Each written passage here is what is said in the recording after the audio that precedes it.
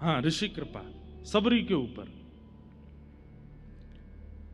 मतंग ऋषि रोज अपने कुटिया में ठाकुर जी की सेवा करते हैं। सबरी जो कि श्रेष्ठ कुल खानदान, कहीं उसका जन्म नहीं हुआ, श्रेष्ठ नक्षत्रों में जन्म नहीं हुआ, उनकी कहीं ना कहीं जिस कुल में वो जन्मी है उस कुल को उस जमाने में लोग इतना श्रेष्ठ भी नहीं मानते थे। जिस राह से उस कुल के लोग निकल जाते थे उस राह से कोई और विशिष्ट व्यक्ति तब निकलता था जब पानी का छिड़काव कर दिया जाता था। ऐसी स्थिति सबरी की। लेकिन सबरी क्या करती है, जब इच्छा मन में प्रकट हो गई कि अब जीवन का सार ढूंढना है। हमारे कई भक्तों के चित्त में एक जैसी भावना देखने को मिली। कैसी भावना? जैसे माधवदास जी का चरित्र आता है कि वो जगन्नाथपुरी गए, उस समय उनकी आयु 20 वर्ष की थी। तो जब जगन्नाथपुरी गए और महाप्रभु जगन्नाथ जी को देखा तो देखते ही रोने लगे। इतना रोए, किसी ने आकर के समझा, रो क्यों रहे हो? तो बोले कि जगन्नाथ जी बहुत प्यारे लगे होंगे इसलिए रो रहे हो। बोले नहीं, वो तो है ही। अच्छा, महाप्रसाद बहुत अच्छा लगा होगा इसलिए रो रहे हो? नहीं, वो भी बात ठीक है आपकी, लेकिन वास्तविकता रोने के पीछे ये नहीं है। बोले तो क्या है? बोले मैं ये रो रहा हूं कि ये छवि मैंने 20 साल पहले तक क्यों नहीं देखी, मैंने 20 साल क्यों गवा दिए, 20 साल नश्वर संसार को देखने में व्यतीत कर दिया। मैंने जगन्नाथ जी को तभी क्यों नहीं देख लिया जब मेरे नेत्रों में देखने की सामर्थ्य थी। 20 साल व्यर्थ कर दिए।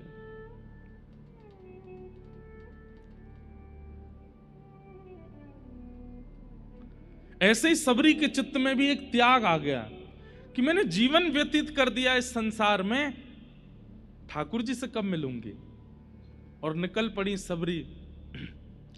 मतंग ऋषि रोज अपनी कुटिया में बैठ करके ठाकुर जी की आराधना करते हैं, सेवा पूजा करते हैं, आराधन करते हैं। और सबरी छुप करके देख रही है। क्यों छुप करके क्यों देख रही है? क्योंकि उसके मन में यह भावना है कि मुझे सहर्ष तो कोई स्वीकार करेगा नहीं, क्योंकि मैं ऐसे कुल खानदान आदि में जन्मी हूं, मुझे कोई कृपा मेरे ऊपर करेगा नहीं। इसलिए क्या की? सेवा की चोरी। कल भी हमने सुना था कि अनंताचार्य ऋषि की सेवा की चोरी वेंकटेश भगवान कर रहे थे, तो उन्होंने ठाकुर जी को डांट दिया। बोले आप मेरी सेवा की चोरी नहीं कर सकते।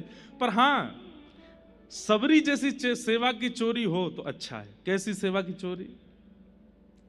मतंग ऋषि रोज 3 बजे उठ जाते हैं, उठ करके जाते हैं वन में, जाकर के पुष्प तोड़ करके लाते हैं, लकड़ी काट करके लाते हैं, अपने आसन पर आश्रम पर आकर के स्वयं यज्ञ कुंड बनाते हैं, उसमें अग्नि प्रज्वलित करते हैं, गोबर का चौका लगाते हैं, पुष्पों से ठाकुर जी का श्रृंगार करते हैं, आदि आदि ये सब व्यवस्थाएं।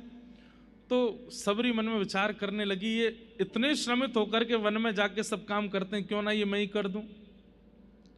तो कुछ दिन तक तो देखती रही कि ये क्या क्या सेवा करते हैं, इनको कौन से पुष्प प्रिय हैं, कैसी लकड़ियां लेते हैं, ये सब विचार करने लगी। और फिर जब लगा कि अब उचित है, तो मतंग ऋषि उठते उससे पहले लकड़ियां भी आ जाती, उससे पहले पुष्प भी आ जाते, उससे पहले बिल्वपत्र आदि भी हो जाते। ऋषि मन में सोचते ये कौन करके गया है। बहुत देर तक विचार करते, ढूंढते, और सबरी करके इतनी दूर चली जाती कि ऋषि को दिखाई ना दूं मैं। और फिर दूर बैठ करके केवल चिंतन करती, मुझसे अपराध तो नहीं हो रहा है ना, हे ठाकुर जी मैं अपराध की भागीदारी तो नहीं बनूंगी ना, बस मैं गुरुदेव मुझे स्वीकार करें उसकी मैं प्रतीक्षा नहीं कर रही हूं, मैं पहले ही उनकी सेवा कर रही हूं। मतंग ऋषि थोड़ी देर तो देखते, जब कोई नहीं मिलता तो सोचते अब पूजा तो करनी है, कर ही देते हैं। तो वही सामग्री फिर अपनी सेवा में प्रयोग में लेते। सबरी आकर के चुपचाप देखती कि मेरी सामग्री प्रयोग में आई कि नहीं। हमारे आपकी जैसी नहीं थी सबरी। ढिंडोरा पीट देते हैं सेवा करने से पूर्व, हम वहां से ये लाए हैं आपके लिए, महाराज जी आप ये यूज करते, अब से ये लीजिए। और सबको होता है, बिहारी जी में बंगला बनते हैं हमारे यहाँ, गए आप लोग बंगला में देखो, ठाकुर जी का बंगला बनता है बहुत सुंदर। और फिर जिस चौखट पे बिहारी जी बैठते हैं उसके नीचे बड़े अक्षरों में लिखा रहता है, हैदराबाद के फलाने व्यक्ति ने बंगला बनवाया। कलकत्ता के उन सेठ जी ने बंगला करवाया। मान लीजिए आपकी सेवा भी ले ली, बंगला भी बना दिया, लेकिन बिहारी जी के नीचे नाम नहीं लिखा है, तो नाक मुंह सुकुड़ जाएंगे आपके। इतनी एक तो हमने सेवा कर दी, ऊपर से हमारा नाम भी नहीं बोला। सबरी ऐसी नहीं है। सबरी तो चुपचाप देख जाती है कि मेरी सेवा प्रयोग में आ गई, बस प्रसन्न हो जाती है। अगले दिन और निष्ठा से सेवा करती है। अब तो रात्रि 2 बजे ही पहुंच जाती है, गोबर का चौका लेकर के, और पूरे जो यज्ञ वेदी है उसका निर्माण करती है। वहां सुंदर सुंदर रचनाएं बना देती हैं, और मतंग ऋषि उठे उससे पहले सब व्यवस्थित करके वहां से भाग जाती है। ऋषि मन में विचार करने लगे, कौन कर रहा है ये सेवा? लेकिन सेवा की स्थिति, सेवा की सामग्री इतनी उचित है कि ऋषि चाह करके भी क्रोध नहीं कर पा रहे हैं। एक होता है कि क्रोध आ गया, कौन है मैं पकड़ के देखूं तो, लेकिन वो सब सामग्री इतनी व्यवस्थित होती थी कि ऋषि चाह करके भी क्रोध नहीं कर पा रहे। कहते हैं महीनों निकल गए, मतंग ऋषि की सेवा कर रही है और ऋषि को भी क्रोध नहीं आ रहा है, क्योंकि सेवा इतनी व्यवस्थित कर रही है। एक दिन ऋषि के मन में आया कि मुझे क्रोध नहीं करना है, पर मैं देखूं तो सही इतनी निष्ठावान कौन है। एक सेवा का एक स्वरूप होता है, हम लोगों की सेवा का हर दिन हमारा उत्साह, एक्साइटमेंट घटता है।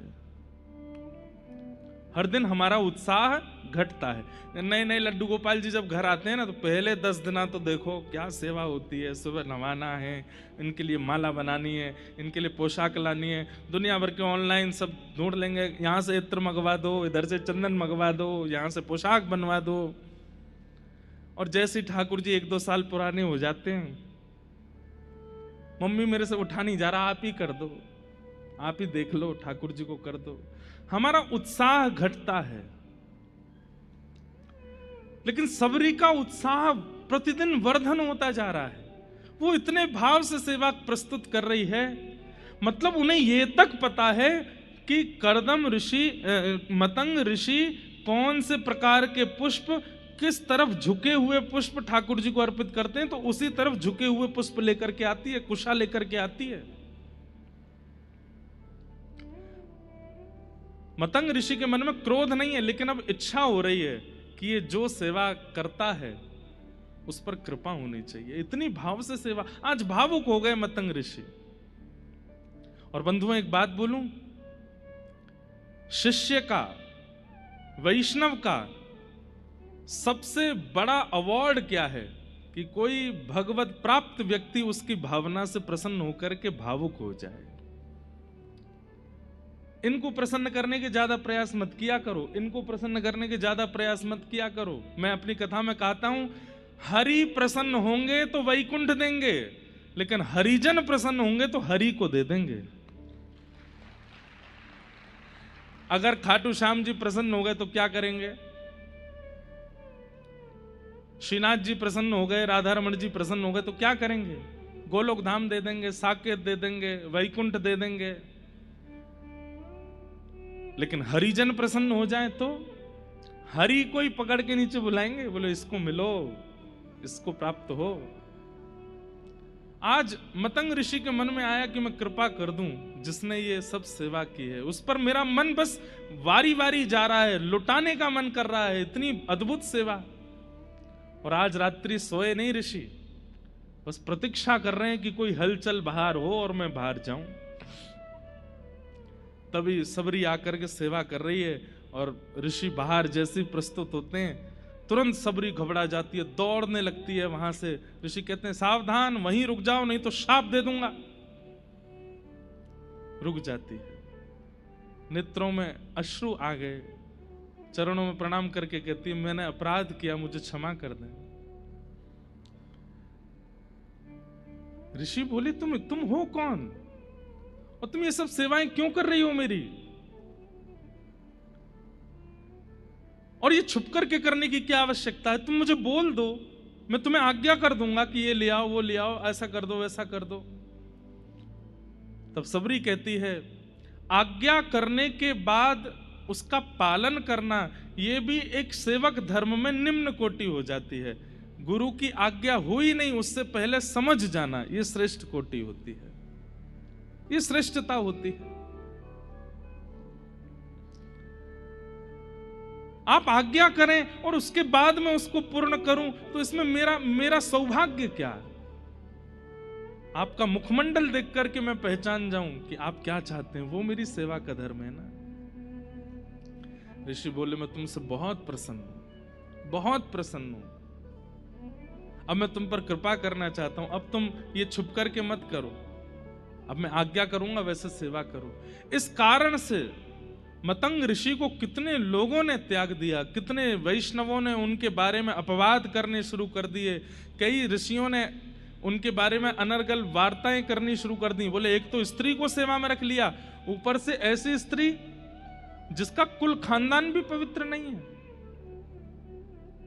मतंग ऋषि जब ये बात सुनते हैं तो कहते हैं, वह कुल धन्य नहीं जिस कुल को पूरी रामायण याद हो, पूरी मानस जी की चौपाइयां याद हो, पूरे भागवत जी के सदग्रंथ याद हो। वह कुल धन्य है, वह व्यक्ति धन्य है जिनके पास भले ही सब कुछ ज्ञान में ना हो लेकिन चित्त में भाव प्रकट है। समय आया और मतंग ऋषि एक दिन सबरी जी से कहते हैं, अब मेरे जाने का अवसर है, अब मैं जाऊंगा। रोने लगी सबरी, अब ऐसे मत कीजिए भगवान, आप चले जाएंगे तो मैं कहां जाऊंगी। बोले, नहीं, मैं जाऊंगा तभी तुम्हें ठाकुर जी मिलेंगे। कब मिलेंगे, कैसे मिलेंगे? बोले, बस प्रतीक्षा करो। अवध में रघुकुल कमल दिवाकर प्रभु श्री राम का प्रादुर्भाव होने वाला है, बस तुम प्रतीक्षा करना। प्रतीक्षा में अविश्वास मत ले आना, ठाकुर जी आएंगे। एक ही गुरु मंत्र दे करके गए हैं, प्रभु आएंगे, चाहे आज आए, कल आए, परसों आए। एक अभी सफल होंगे एक दिन जरूर, मनोरथ सफल होंगे एक दिन जरूर, मनोरथ सफल होंगे एक दिन जरूर। और फिर अगली पंक्ति कितनी सुंदर है, न प्रियतम मिले आज, न प्रियतम मिले आज, तो कल मिलेंगे। न प्रीतम मिले आज तो कल मिलेंगे, गुरु गुरु मिल गए तो यूं। देख करके लगता है राम जी इन्हीं के यहाँ आएंगे। 100 500 साल भजन करते करते संतों को हो गए, उस सबरी को देख करके कहते हैं कि तुम क्यों व्यर्थ ही अपना पूरा दिन व्यतीत करती हो, अभी हुआ ही कितना समय है तुमको कि ठाकुर जी तुम्हारे पास आए। और हमें तो ऐसा लगता है राम जी तुम्हारे पास आएंगे नहीं, गुस्सा के कारण। बोले, क्यों? बोले, तुमने मतंग ऋषि जैसे एक ऋषि के यहाँ आकर के एक स्त्री के द्वारा सेवा हो रही थी, उनका पूरा आश्रम तो तुमने अपवित्र कर ही दिया, तुम्हारे यहाँ राम जी कैसे आ जाएंगे?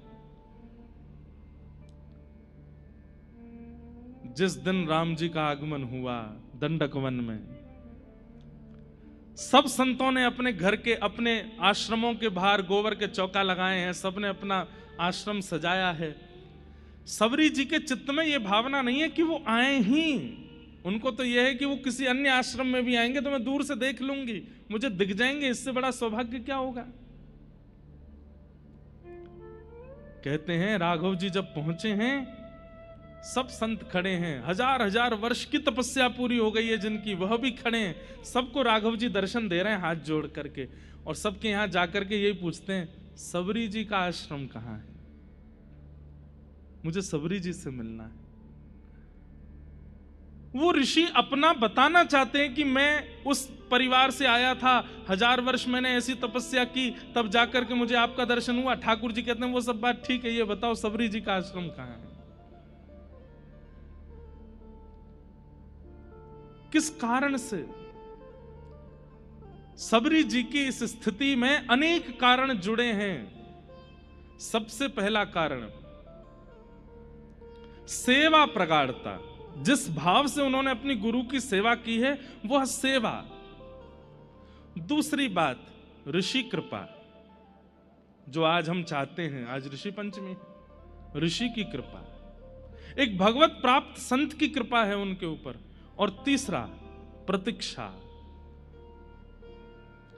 तीनों में भी लेश मात्र भी कमी नहीं छोड़ी है सबरी जी ने। ना तो सेवा में कमी छोड़ी है, ना ऋषि कृपा में कमी छोड़ी, और ना प्रतीक्षा में कमी छोड़ी है। इसलिए ठाकुर जी आते ही दंडक वन में सीधे सबरी जी के यहां गए। बोलो भक्त वत्सल भगवान की जय।